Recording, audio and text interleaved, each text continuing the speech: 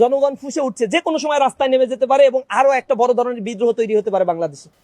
এই সরকার যে জুলাইয়ের সবচেয়ে বড় বেনিফিশিয়ারি, সে যেন জুলাইয়ের গাদ্দারে পরিণত না হয়।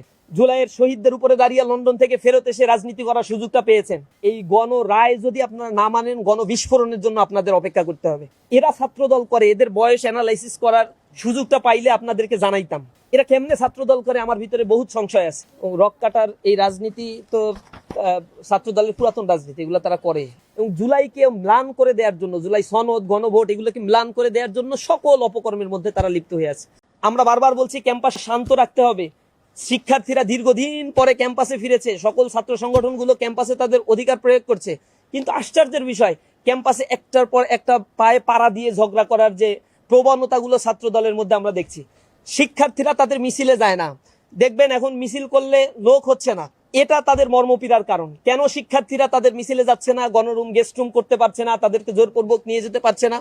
এবং আমার কাছে কিছু ইনফরমেশন রয়েছে, তাদের যে সংগঠন মেইন দল যেটা বিএমপি ছাত্র সংগঠন, তো এই মেইন দলের পক্ষ থেকে বলা হচ্ছে ক্যাম্পাসগুলোতে উত্তপ্ত করতে। এর কারণ হচ্ছে রাষ্ট্র পরিচালনায় ব্যর্থতার পরিচয় দিচ্ছে, জনগণ ফুঁসে উঠছে, যে কোনো সময় রাস্তায় নেমে যেতে পারে এবং আরো একটা বড় ধরনের বিদ্রোহ তৈরি হতে পারে বাংলাদেশে। এই বিদ্রোহ যাতে না হয়, এজন্য মিডিয়ার দৃষ্টি অন্যদিকে ঘোরানোর জন্য তারা ইতিমধ্যেই ক্যাম্পাসগুলোতে উত্তপ্ত করে দুই গ্রুপের সংঘর্ষ, এই নিউজগুলো মিডিয়ায় প্রকাশ হবে। আর এদিকে তাদের যে অপরাধগুলো, তারা যে সিন্ডিকেট বাণিজ্যগুলো করছে, ব্যাংকগুলো তারা দখল করে রাখছে, জনগণের জামানতগুলো তারা দিতে পারছে না, ক্যাপিটাল মার্কেটের অবস্থা খারাপ, স্টক মার্কেটের অবস্থা খারাপ, বেকারত্বের সংখ্যা দিন দিন বেড়ে যাচ্ছে, দ্রব্যমূল্যের ঊর্ধ্বগতিতে জনজীবন নাকাল হয়ে পড়েছে। একের পর এক গণবিরোধী আইন তারা বাস্তবায়ন করছে পার্লামেন্টে। যে অধ্যাদেশগুলো দেওয়া হয়েছিল তার মধ্যে দেখেছেন 20টা অধ্যাদেশ ইতিমধ্যে তারা সেটাকে ল্যাপস করে দিয়েছে। এই 20টা অধ্যাদেশের মধ্যে গুম প্রতিরোধ প্রতিকার অধ্যাদেশ রয়েছে, মানবাধিকার অধ্যাদেশ রয়েছে, ব্যাংক রেজুলেশন অধ্যাদেশের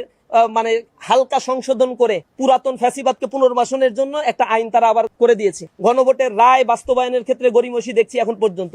জুলাই সনদে বলে অক্ষরে অক্ষরে এটা বাস্তবায়ন করবে, অক্ষরে অক্ষরে বাস্তবায়ন। এটা বাইরে বক্তব্য দেওয়ার আপনার কিছু না, আপনার হাতে ক্ষমতা আছে, প্রথম দিনই সংসদে আপনার এটা বাস্তবায়ন শুরু করার দরকার ছিল। এক্ষেত্রে তাদের অসততা আমাদেরকে ভাবিয়ে তুলছে। আমরা মনে করি এই সরকার যে জুলাইয়ের সবচেয়ে বড় বেনিফিশিয়ারি, সে যেন জুলাইয়ের গাদ্দারে পরিণত না হয়। রক্ত নিয়ে তারা যেন জনগণের সাথে তামাশা না খেলে। জুলাইয়ের শহীদদের উপরে দাঁড়িয়ে লন্ডন থেকে ফেরত এসে রাজনীতি করার সুযোগটা পেয়েছেন।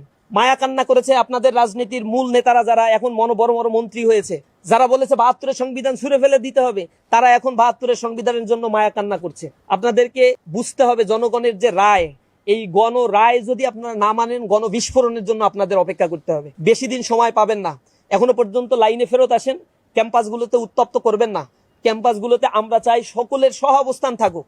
ক্যাম্পাসের ছাত্র সংসদগুলো, যেই ক্যাম্পাসগুলো তো হয়েছে, ছাত্র সংসদের পক্ষ থেকে আমরা কোনো শিক্ষার্থীর গায়ে একটা ফুলের টোকা পর্যন্ত দিতে দেই নাই। আর আমরা কোনো দখলদারিত্ব বাণিজ্য বিশ্বাস করি না, চাঁদাবাজিতে বিশ্বাস করি না। কেউ এটা করলেও ক্যাম্পাসের আশেপাশে আমরা এটা করতে দেব না। আমরা যখন আমাদের কথাগুলো বলেছি ঢাকা বিশ্ববিদ্যালয়ে, আপনারা দেখবেন আমাদের ভিপি, জিএস, এজিএস থেকে শুরু করে যারা ছাত্রদের ম্যান্ডেটে নির্বাচিত হয়েছে, কেউ হলে থাকে না, রেগুলার তাদের সিট নাই। আমরা বলেছি যেদিন তাদের রেজাল্ট প্রকাশিত হবে মাস্টার্সের, সেদিনই তাদেরকে হল থেকে বের হয়ে আসতে হবে। আলহামদুলিল্লাহ আমাদের দায়িত্বশীলরা আমরা সেই কমিটমেন্টগুলো রক্ষা করছি এবং ক্যাম্পাসকে শিক্ষার্থীদের হাতে তুলে দেওয়ার জন্য আমরা বদ্ধপরিকর। আমরা আশা করি সরকারের বোধোদয় হবে, তারা তাদের এই সন্ত্রাসী গোষ্ঠীগুলোকে তাদের লাগাম টেনে ধরবে। সন্ত্রাসী হামলা যেগুলো আজকে চট্টগ্রাম সিটি কলেজে হয়েছে, তার সুষ্ঠু বিচার আমরা দাবি করছি এবং অনতিবিলম্বে যে সকল সন্ত্রাসীরা অস্ত্র উঁচিয়ে তারা এই জাতীয় অপকর্মগুলো করেছে, হামলা করেছে, তাদেরকে আইনের আওতায় নিয়ে আসতে হবে এবং বিচার করতে হবে। এরা ছাত্রদল করে, এদের বয়স অ্যানালাইসিস করার সুযোগটা পাইলে আপনাদেরকে জানাইতাম। এরা কেমনে ছাত্রদল করে, আমার ভিতরে বহুত সংশয় আছে। এদের বয়স হয়ে গেছে অনেক বেশি, ছাত্রত্ব কাঙ্ক্ষিত পর্যায়ের ম্যাক্সিমাম বিশ্ববিদ্যালয় কলেজের নাই। এরা এখন আসে ছাত্রদলের নেতৃবৃন্দ হয়। এই প্রজন্মের পালস তারা আসলেই বুঝতে পারছে না এবং তারা একটা ফাঁদ কেটে রাখছে বর্তমান সরকারের জন্য। এটা বর্তমান সরকার যদি না বুঝে, তাদের পরিণতি ভয়ঙ্কর হবে, যে পরিণতিটা কিছুদিন আগেই একজন ফ্যাসিস্টের হয়ে গিয়েছে। আমরা সরকারের প্রতি উদাত্ত আহ্বান জানাই, বারবার বিভিন্ন ইস্যুতে আমরা তাদেরকে সতর্ক করছি, রাজপথের শান্তিপূর্ণ কর্মসূচি দিচ্ছি, মিছিল করছি। আমরা সরকারের কাছে সরকারের শুভাকাঙ্ক্ষী হতে চাই, দেশটা নতুনভাবে গড়ে উঠুক, এটা আমরা চাই। ইসলামী ছাত্র শিবির এক্ষেত্রে সহযোগিতা করবে, কিন্তু কোনো অন্যায় আমরা বরদাস্ত করব না। রক কাটার এই রাজনীতি তো ছাত্র দলের পুরাতন রাজনীতি এগুলো তারা করে। এখানে দেখতে পাচ্ছেন একেবারেই বিচ্ছিন্ন হয়ে গেছে প্রায়। এটা এখন ওটিতে আছে চিকিৎসাধীন অবস্থায়। আমরা দোয়া করি আল্লাহ রাব্বুল আলামিন ভাইকে যেন আমাদের মাঝে অতি দ্রুত সুস্থ করে ফেরত দেন। খুবই খারাপ অবস্থার মধ্যে দিয়েই যাচ্ছে। আরো কয়েকজন বেশ আহত চিকিৎসাধীন অবস্থায় রয়েছে, এমার্জেন্সি হাসপাতালে তাদেরকে নিয়ে যাওয়া হয়েছে। আমরা অন্তত 20টা প্রোগ্রামে ছাত্র দলকে আহ্বান জানিয়েছি, তাদের পক্ষ থেকে আমরা কোনো রেসপন্স পাইনি। ইফতার মাহফিলের মতো প্রোগ্রামে বিএনপির নেতাকর্মীরা আসছে, আপনারা হয়তো নিউজে দেখেছেন, ছাত্র দলের কেউ আসে নাই। অথচ তাদের সাথে বিন্দুমাত্র কোনো দূরত্ব আমাদের ছিল না, আমাদের সাথে বসতে চায় নাই। কারণ তারা যে রাজনীতিটা করতে অভ্যস্ত, দখলদারিত্ব, সাদাবাজি, আমরা বলেছি এই রাজনীতিটা করা যাবে না এখন আর। এটাই হচ্ছে তাদের প্রবলেম। কেন আমরা এটা বলেছি, হয়তো সেই জন্য তাদের হাতে ঘা লেগেছে। তারা তো এই রাজনীতি ছাড়া কিছুই বুঝে না। কেন শিক্ষার্থীরা আপনাদেরকে পছন্দ করে না? এতগুলো ছাত্র সংসদে কেন আপনাদেরকে ভরাডুবি হতে হলো? বেগম রোকেয়া বিশ্ববিদ্যালয়ের ছাত্র সংসদ নির্বাচন তারা কেন চায় না? কারণ চায় না এখানেও তাদের ভরাডুবি হবে। কেন ভরাডুবি হয়? একটা ছাত্র সংগঠন কাজ করলে তাদেরকে মানুষ ম্যান্ডেট দিবে না কেন? কারণ তারা জানে আমরা যা করি এই রাজনীতি দুনিয়ার কেউ আসলে পছন্দ করে না। গুপ্ত লিখেছে ছাত্র দল, এটা ভিডিও আছে ইউটিউব, ফেসবুকে আপনারা দেখতে পাবেন। গতকাল থেকে এটা চলছে এবং তারা এইটা লিখতে পারে, এটা তাদের রাইটস, এটা নিয়ে আমরা প্রবলেম নাই। এইটা নিয়ে শিক্ষার্থীরা ট্রল করছে। গুপ্ত আসলে কারা, কাদের ভিতরে কারা গুপ্ত ছিল, এইটা নিয়ে তারা প্রচন্ড পরিমাণে মর্মপীড়ায় ভুগেছে এবং আজকের ঘটনাটা এই কারণেই তারা ঘটিয়েছে।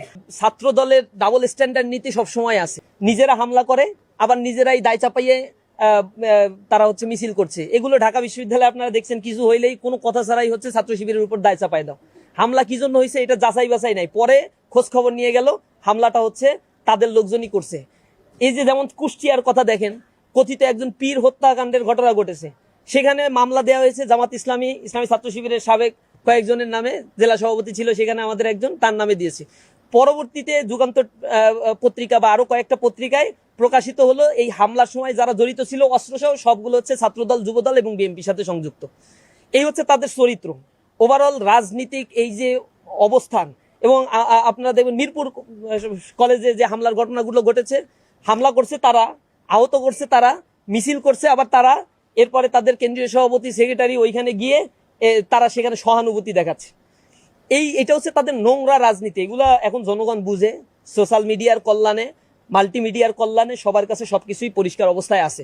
সুতরাং তাদেরকে বলবো এই অপরাজনীতি থেকে তাদেরকে বের হয়ে আসতে হবে এবং অনতিবিলম্বে বের হওয়ার জন্য আহ্বান জানাই। ওই যে হেলমেট বাহিনী, যেটা হেলমেট পরে আক্রমণ করা ঢাকা বিশ্ববিদ্যালয়ের কোটা আন্দোলনকে কেন্দ্র করে, এই কাজগুলো আসলে কারা করতো? এই কাজগুলো তো ছাত্রলীগ করছে, হেলমেট বাহিনী তৈরি করছে। এই একই পুনরাবৃত্তি হওয়া মানে হচ্ছে কাদের কাছ থেকে ট্রেনিং নিয়ে এই কার্যক্রমগুলো তারা আবার চালাচ্ছে, এটা বুঝতে কারো বাকি থাকে না। তো ছাত্রলীগ যাদের গ্রেপ্তার করা হয়েছিল এদের সবাইকে তো জামিন দিয়ে দেওয়া হচ্ছে একের পর এক। শিরিন শারমিন চৌধুরীকে গ্রেপ্তার করা হয়েছিল, একদিনের ব্যবধানে তাকে আবার জামিন দিয়ে সসম্মানে নিয়ে যাওয়া হয়েছে। বিএনপি জিতার পরে সরকার গঠনের আগেই প্রতিটা জায়গায় আওয়ামী লীগ, ছাত্রলীগের অফিসগুলো খোলা হচ্ছে এবং মিছিল মিটিং করতেছে, তাদেরকে গ্রেপ্তার করা হচ্ছে না। অথচ কিছুদিন আগেই তারা সহস্রাধিক মানুষকে হত্যা করেছে, প্রায় 30,000 মানুষকে আহত করেছে। তারা এই দেশে একটা বড় ধরনের যে শিফটিং হয়েছে তা বোঝার মতো কোনো অবস্থা আর বিএনপি রাখে নাই।